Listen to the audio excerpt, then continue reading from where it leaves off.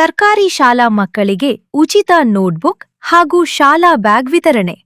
ಸಮಾಜ ಸೇವಕರು ಹಾಗೂ ಮಾಜಿ ಬಿಬಿಎಂಪಿ ವಿರೋಧ ಪಕ್ಷದ ನಾಯಕ ಎಎಚ್ ಬಸವರಾಜು ಅವರಿಂದ ಮಕ್ಕಳಿಗೆ ನೆರವು.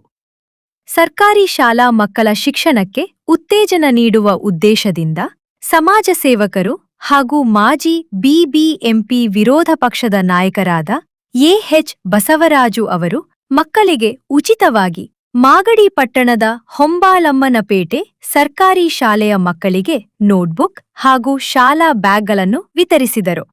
ಈ ಸಂದರ್ಭದಲ್ಲಿ ಮಾತನಾಡಿದ ಎಎಚ್ ಬಸವರಾಜು ಅವರು, ಆರ್ಥಿಕವಾಗಿ ಹಿಂದುಳಿದ ಕುಟುಂಬಗಳ ಮಕ್ಕಳಿಗೂ ಉತ್ತಮ ಶಿಕ್ಷಣ ಸಿಗಬೇಕು ಎಂಬ ಉದ್ದೇಶದಿಂದ ತಾಲ್ಲೂಕಿನ 6 ಶಾಲೆಗಳಿಗೆ ನೋಟ್ಬುಕ್ ಹಾಗೂ ಪೆನ್ನು ಶಾಲಾ ಬ್ಯಾಗ್ನ ವಿತರಿಸಿದ್ದೇನೆ. ನನಗೆ ಜನ್ಮ ಕೊಟ್ಟ ಮಾಗಡಿ ತಾಲ್ಲೂಕಿನ ಮಕ್ಕಳಿಗೆ ಇಂತಹ ಸಮಾಜಮುಖಿ ಕಾರ್ಯಕ್ರಮಗಳನ್ನು ಹಮ್ಮಿಕೊಳ್ಳಲಾಗುತ್ತಿದೆ ಎಂದು ತಿಳಿಸಿದರು.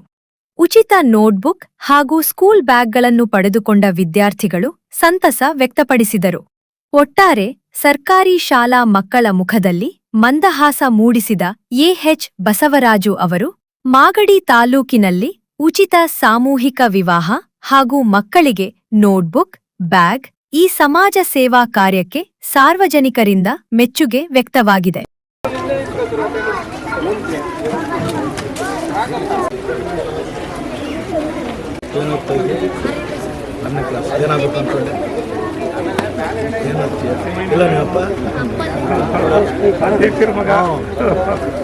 ನಿನ್ನ ಹೆಸರೇನು?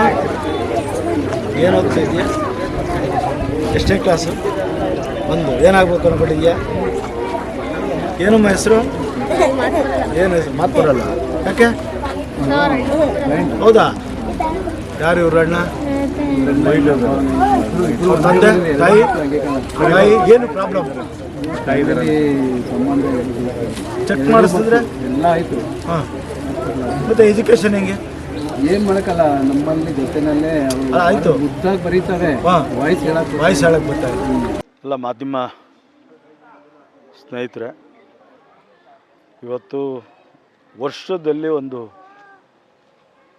ನಮ್ಮ ತಾಲೂಕಿನ ಮಕ್ಕಳಿಗೆ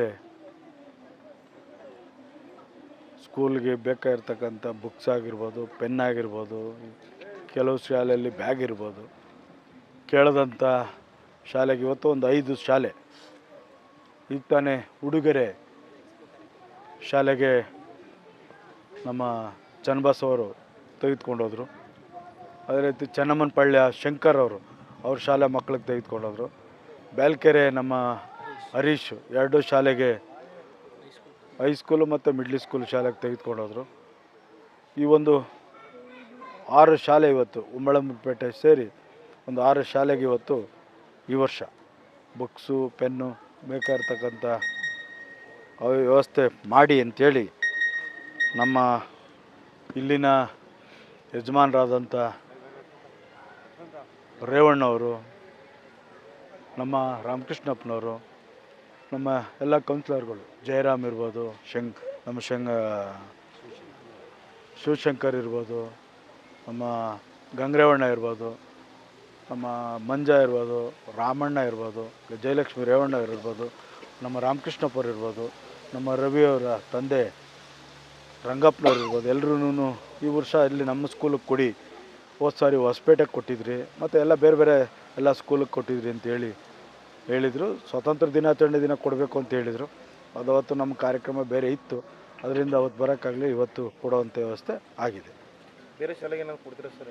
ಇವತ್ತು ಹೇಳಿದ್ನಲ್ಲ, 5-6 ಶಾಲೆಗೆ ಇವತ್ತು ತೆಗೆದುಕೊಂಡೋಗಿದ್ದಾರೆ.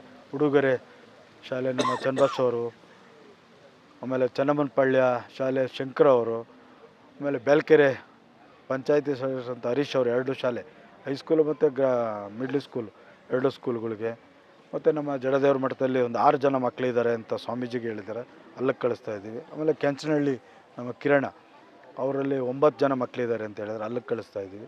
ಈ ಥರ ಒಂದು 6-7 ಶಾಲೆಗೆ ಇವತ್ತು ಕೊಡುವಂಥ ವ್ಯವಸ್ಥೆನ ಪ್ರಾರಂಭ ಮಾಡಿ. ನನಗೆ ಗೊತ್ತಿದ್ದಂಗೆ ಒಂದು 15 ವರ್ಷದಿಂದನೂ ಕೊಡ್ತಾಯಿದ್ದೀರಿ ಅಂತ ಕಾಣುತ್ತೆ. ಇದೇನು ನಾವೇನು ಇಲ್ಲೇ ಹುಟ್ಟರೋರೆಲ್ಲ ಎಲ್ಲ ಇವತ್ತು ಬರೋದು ನಾಳೆ ಹೋಗುವಂಥವ್ರು ಜನ ಅಲ್ವಲ್ಲ. ಇಲ್ಲ 5 ವರ್ಷಕ್ಕೊಂದ್ಸಾರಿ ಬಂದು ಮುಖ ತೋರಿಸ್ಬಿಟ್ಟು ಹೋಗೋವಂಥ ಜನ ಅಲ್ಲ ನಾವು. ಎಲ್ಲೋ ಒಂದು ಕಡೆ ಇಲ್ಲೇ ಯಾವುದೇ ಒಂದು ಕಾರ್ಯಕ್ರಮನ ಮತ್ತೊಂದು ಏನಾದಾಗ ಊರಿಗೆ ಬರಲೇಬೇಕು, ಊರಿಗೆ ಹೋಗಲೇಬೇಕು. ಅದರಿಂದ ನಾವು ತಪ್ಪಿಸ್ಕೊಳಕ್ಕಾಗಲ್ಲ, ಸುಳ್ಳು ಹೇಳ್ಬಿಟ್ಟು ತಪ್ಪಿಸ್ಕೊಳಕ್ಕೆ. ಇವಾಗ ಲಾಸ್ಟ್ ಟೈಮ್ ಭಾಸ್ಕರ ಇವರೆಲ್ಲ ನಮ್ಮ ತಿರುಮಳಿ ಕಾಲೆ, ನಮ್ಮ ರಾಘವೇಂದ್ರ ಕಲ್ಲೇಗೇಟು, ಶಶಿ ಸೋಮೇಶ್ವರ ಕಾಲೆ ಎಲ್ಲ ಶಾಲೆಗಳು ಲಾಸ್ಟ್ ಟೈಮ್ ಒಂದು ತಗ್ಗಿಕುಪ್ಪೆ ಈ ಥರ ಲಾಸ್ಟ್ ಟೈಮ್ ಒಂದು 20 ಶಾಲೆಗೆ 20-25 ಶಾಲೆ ಕೊಟ್ಟರು. ಎಲ್ಲ ಈ ಥರ ನಡೀತಾ ಇದೆ. ಉದ್ದೇಶ ಏನು ಸರ್? ಹಾಂ, ಕೊಡ್ತಾರ ಉದ್ದೇಶ? ನಾನು ಸರ್ಕಾರಿ ಶಾಲೆಯಲ್ಲೇ ಓದೋನು, ನಮ್ಮೂರಲ್ಲಿ ಸರ್ಕಾರಿ ಶಾಲೆಯಲ್ಲಿ ಓದಿದ್ದು. ಅದಾದಮೇಲೆ ಹೈಸ್ಕೂಲಿಗೆ ವೀರಗೌಡನ ದೊಡ್ಡಿಗೆ ಬಂದೆ. ನಾನು ಪಾಸ್ಪೋರ್ಟಲ್ಲೂ ಕನ್ನಡದಲ್ಲೇ ಸಹಿ ಮಾಡಿದ್ದೀನಿ. ಅದೊಂದು ನೆನಪಿಗೆ ಸರ್ಕಾರಿ ಶಾಲೆಗೆ ಮಕ್ಕಳಿಗೆ ಫಸ್ಟ್ ಆದ್ಯತೆ ಕೊಡಬೇಕು ಅನ್ನೋದು ನನ್ನ ಚಿಂತನೆ. ಸರ್ಕಾರಿ ಶಾಲೆ ಉಳಿಯೋದಕ್ಕೆ ತಾವೇನಾದರೂ ಸಲಹೆ ಕೊಡ್ತೀರಾ? ಖಂಡಿತ. ನಾನು ಈಗಾಗಲೇ ಹಿಂದೆನೂ ಹೇಳಿದ್ದೆ, ಹಿಂದೆ ಸಿದ್ಧಗಂಗೆ ಶ್ರೀಗಳು ಹುಟ್ಟಿದ್ದೂರನ್ನು ಶಾಲೆ ತೆಗೆದಾಗ ನಾನು ಮಾಧ್ಯಮದ ಮುಖೇನ ಸರ್ಕಾರಕ್ಕೆ ಪತ್ರವನ್ನು ಬರೆದಿದ್ದೆ. ನೀವು ಕಮರ್ಷಿಯಲ್ಲೇ ಮಾಡಿದ್ರೆ ಆಗಲ್ಲ, ಯಾವುದೋ ಮಕ್ಕಳು ಬರಲಿಲ್ಲ ಶಾಲೆ ತೆಗೆದು ಆ ಟೀಚರ್ಸ್ನ ಬೇರೆ ಕಡೆ ಶಿಫ್ಟ್ ಮಾಡ್ತೀನಿ ಅಂದರೆ ಆಗಲ್ಲ. ಅವರು ಇವತ್ತು ಈ ರಾಜ್ಯದಲ್ಲಿ ದೇಶದಲ್ಲೇ ಒಂದು ಅತ್ಯುತ್ತಮವಾದಂಥ ಮಟ್ಟಕ್ಕೆ ನಮ್ಮ ಮಕ್ಕಳ ತೆಗೆದುಕೊಳ್ಳೋದಂಥ ಒಬ್ಬ ಮಹಾನ್ ಪುರುಷನ ಹೆಸರಿನಲ್ಲಿ 3 ಮಕ್ಕಳಿರಲಿ, ಅವ್ರ ಹೆಸರೆಲ್ಲ ಊರಲ್ಲಿ ಶಾಲೆ ಇರಬೇಕು ಅಂತೇಳಿ ಇರಿಸಿದಂಥ ಸನ್ನಿವೇಶನ ನಾವು ನಿಮ್ಮ ಮುಂದೆ ಹೇಳೋದಕ್ಕೆ ಇಷ್ಟಪಡ್ತೀವಿ. KPS ಶಾಲೆಗಳು ತೆರಿತಾ ಇದ್ದಾರೆ ಇವಾಗ ಸರ್ಕಾರ. ಯಾಕೆಂದರೆ ಹೈಟೆಕ್ ಶಾಲೆ ಮಾಡಬೇಕು, ಬಡ ಮಕ್ಕಳಿಗೆ ಅನುಕೂಲ ಮಾಡಬೇಕು ಅಂದ್ಬಿಟ್ಟು ಸರ್ಕಾರ ಇವತ್ತು KPS ಶಾಲೆಗಳನ್ನ ಇಡೀ ರಾಜ್ಯದಲ್ಲಿ ಇಡೀ ಹೋಬಳಿ ಮಟ್ಟದಲ್ಲಿ ಒಂದು ಪಂಚಾಯತ್ ಅಂತ ಅದನ್ನು ಮಾಡಲಿ, ಸ್ವಾಗತ. ಆದರೆ ಮೂಲ ಈಗಿರ್ತಕ್ಕಂಥ ಸರ್ಕಾರಿ ಶಾಲೆಗಳಿಗೆ ಏನು ಆ ಒಂದು ಉನ್ನತೀಕರಣಕ್ಕೆ ಮಾಡಬೇಕು, ಆ ಶಾಲೆಯ ಅಭಿವೃದ್ಧಿಗೆ ಏನೇನು ಒತ್ತು ಕೊಡಬೇಕು ಅದು ಫಸ್ಟ್ ಆದ್ಯತೆ ಕೊಟ್ಟು ತದನಂತರ ಇದನ್ನು ಮಾಡೋದು ಸೂಕ್ತ ಅಂತ ನನ್ನ ಸಲಹೆ ಅಷ್ಟೆ.